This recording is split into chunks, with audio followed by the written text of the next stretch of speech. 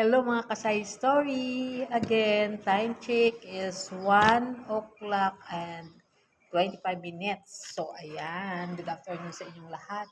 At umalis pala ako kaninang umaga dahil nagpa-x-ray ako. Pagkatapos ng x-ray ay pumunta ako sa bahay ng cousin ko. Tapos, dahil tumawag yung kapatid ko na puntahan ko daw yung mga anak niya sa kanilang bahay dahil daw aalis siya papuntang Bago at yung asawa niya ah, naka naka-assign sa medyo malayo dito. So ayan, at pinuntahan ko din kaagad-agad dahil nga wala silang kasamang kumain ng lunch at doon na rin ako kumain. So ayan, nung bumalik na sila ng school, bumalik na din ako kasama nila dito sa Sugi Travelers Inn. So hinatid ko lang sila sa kanilang school at saka pumunta na ako babalik dito sa Sugi Travelers Inn sa pinagtatrabahuan ko dito. So ayan mga Zay, yun nga, nag-release ngayon yung kasama ko at again, ako lang mag-isa dito. So, tahimik. Ay, nahulog yung ano ko. Napakatahimik ng ano dito, oh. Ng kanilang,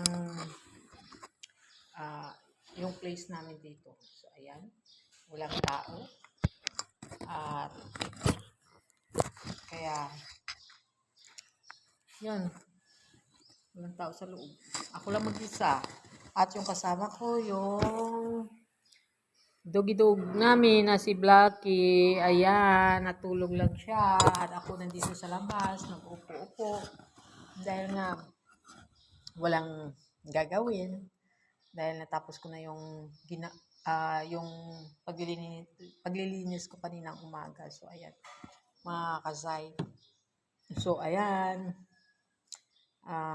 Ito lang yung gagawin natin sa ngayon. Pitiks-pitiks lang. Kasi kapag mga kasay, kapag marami ng guest, yun, marami din kaming gagawin, lilinisin at maglalaba kami. So, ayan, dahil sa ngayon, nalinis na namin yung lahat ng rooms at natapos na namin malabhan lahat ng labahan dito. Kaya, pwede lang kami makapunta kung saan-saan. Hindi naman. Kaya nga ako bumalik kaagad dahil wala nga ditong tao. So, ayan.